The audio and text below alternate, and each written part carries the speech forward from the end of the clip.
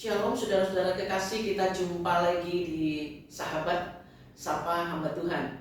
Pada saat ini kita akan bersama-sama belajar dari kebenaran firman Tuhan. Hati-hati dengan angan-angan yang ada dalam pikiranmu, supaya jangan kita bernasib seperti Yudas.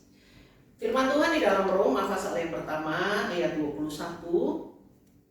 Sebab sekalipun mereka mengenal Allah, mereka tidak memuliakan Dia sebagai Allah atau mengucap syukur kepadanya.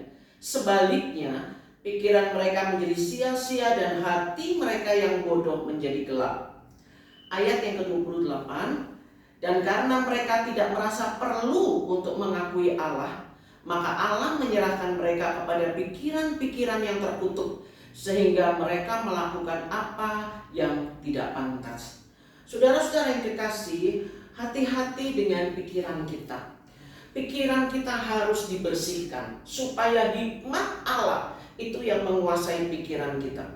Karena kalau kita tidak menyerahkan pikiran kita kepada hikmat Allah, maka pikiran kita akan dikendalikan oleh hal-hal yang bukan dari Tuhan, dan itu akan menguasai kedagingan kita, dan akhirnya perilaku kita dikendalikan oleh yang bukan dari Tuhan.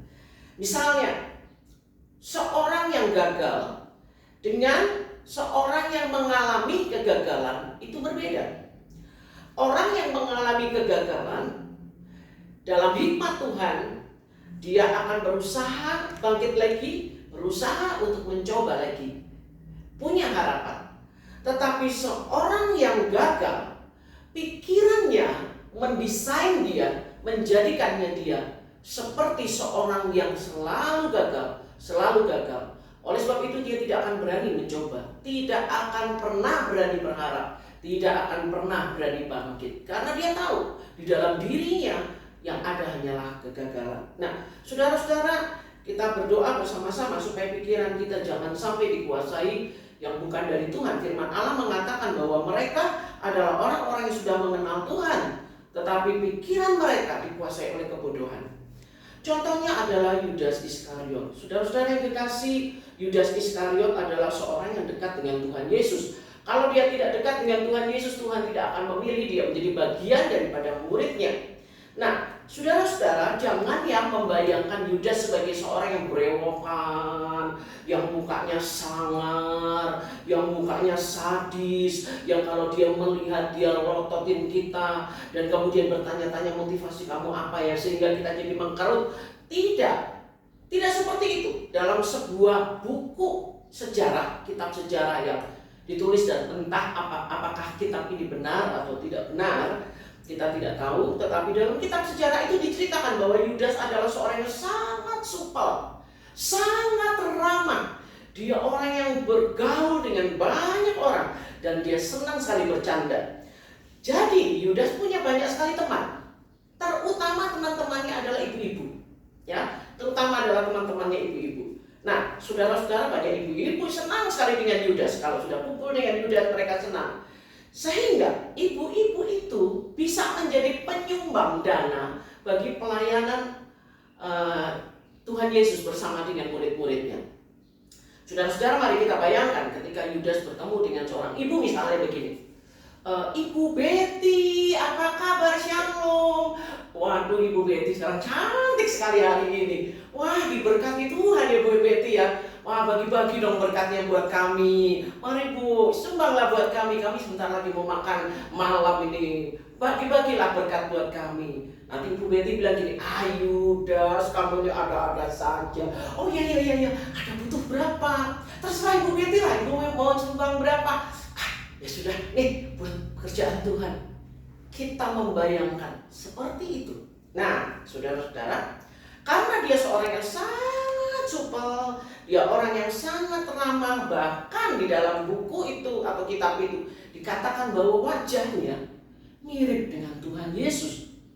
Nah, saudara-saudara, entahkah itu benar atau tidak, keramahannya, kepeduliannya kepada orang, sikapnya yang terbuka kepada orang mirip dengan Tuhan Yesus. Sehingga beberapa orang dari agama yang berbeda meyakini bahwa yang disalibkan bukan Tuhan Yesus tetapi Yudas. Bedanya adalah Tuhan Yesus melakukan keramahan, kebaikan, belas kasihan, kepedulian itu keluar dari hatinya, keluar dari dirinya, keluar dari hidupnya. Sedangkan Yudas, dia melakukan semua kebaikan itu keluar dari kas. Sehingga satu kali Tuhan berkata kepada Yudas, Yudas, orang miskin selalu ada padamu, tetapi aku tidak. Saudara-saudara yang kekasih, Yudas orang yang memiliki angan-angan yang tidak dikendalikan. Dia melihat bagaimana suksesnya pelayanan Tuhan. Bayangkan, dalam sejarah kehidupan manusia tidak pernah ada orang memiliki kemampuan supranatural seperti Tuhan Yesus. Dia bisa menyembuhkan orang sakit, dia bisa memberi makan kepada ribuan orang, bahkan dia bisa membangkitkan orang mati. Saudara-saudara, jangan lupa, bahkan beberapa kisah dicatat bahwa Tuhan Yesus bisa menghilang dan pindah ke tempat tanpa diketahui siapapun. Bayangkan, Yudas memiliki angan-angan bila Tuhan Yesus menjadi raja mereka, bila Tuhan Yesus menjadi pemimpin mereka, luar biasa kan? Tuhan akan melakukan hal-hal luar biasa buat bangsa ini. Dan dia mulai bermain-main dengan angan-angannya. Siapa yang bisa mengalahkan Tuhan Yesus?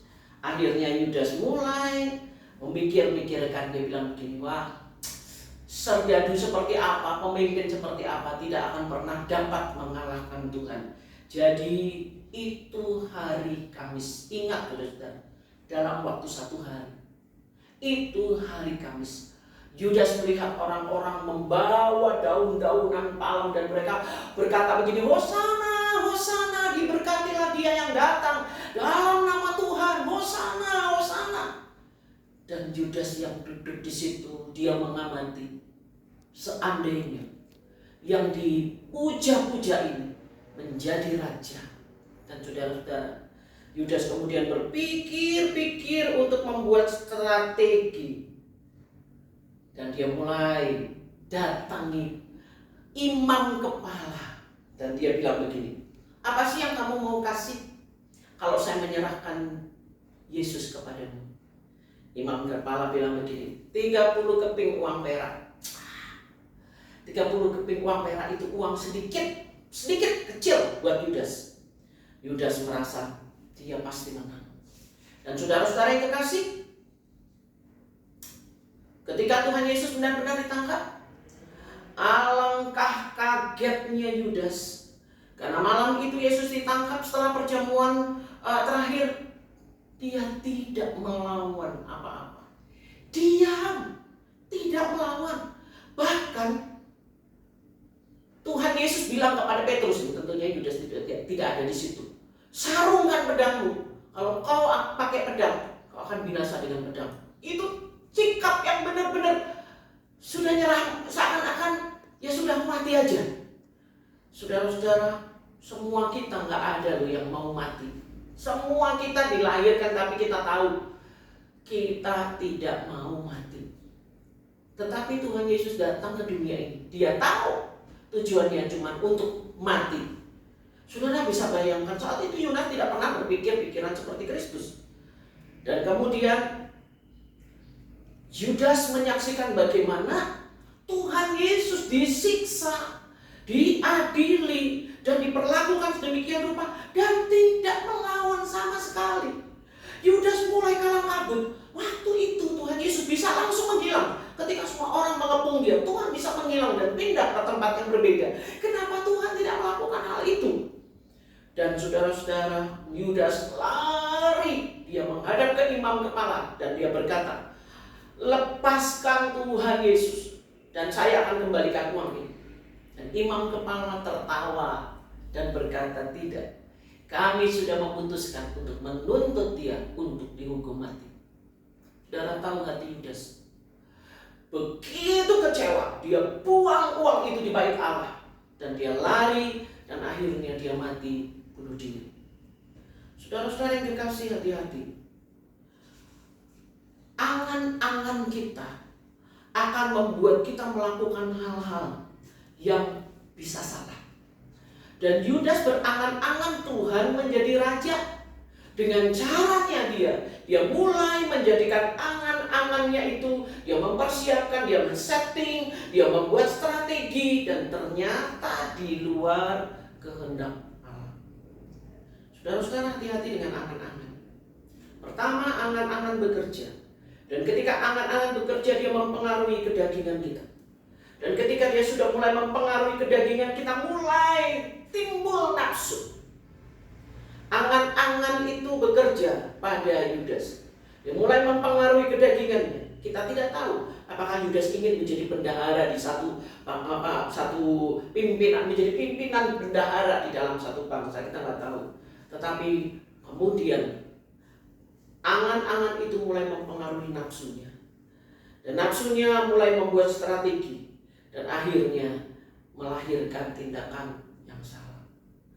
Bagaimana caranya saudara-saudara supaya kita jangan sampai dikalahkan oleh pikiran yang sesat? Kita harus memiliki hikmat Tuhan dalam kehendaknya. Jadi kalau kita sudah mulai memiliki angan-angan yang salah, kalau kita sudah memulai memikirkan hal-hal yang enggak, langsung bilang stop pikiran, dalam nama Tuhan Yesus. Saya meletakkan dan menundukkan pikiran saya di dalam Kristus Yesus. Saya tidak mau pikiran saya, menguasai nafsu saya, dan menguasai perilaku saya. Saya berdoa dalam nama Tuhan Yesus. Langsung saudara-saudara, apalagi kalau angan-angan itu adalah angan-angan yang kotor. Apalagi kalau angan-angan itu adalah angan-angan yang negatif. Apalagi kalau angan-angan itu adalah angan-angan dosa. Langsung dalam nama Tuhan Yesus, saya minta Tuhan, Engkau menaklukkan pikiran saya dalam kendali Roh Kudus. Dan saya mau Tuhan, semua kedagingan, nafsu saya yang salah, yang hampir dikendalikan oleh pikiran saya serahkan untuk dikendalikan oleh Roh Kudus. Selalu sadar, pikiran adalah tempat di mana kuasa jahat bekerja dan mengalihkan kita untuk tunduk kepada Tuhan atau tunduk kepada daging kita sendiri. Tuhan tolong saudara-saudara, mari kita memiliki angan-angan yang benar, yang dikuasai oleh Tuhan. Berpikirlah yang baik, berpikirlah yang murni, berpikirlah tentang apa yang memuliakan nama Tuhan. Maka percayalah, pikiran yang bersih akan membuat seluruh kehidupan kita bersih. Di dalam nama Tuhan Yesus, Tuhan akan menolong kita. Terpujilah Tuhan. Tuhan memberkati saudara. Shalom.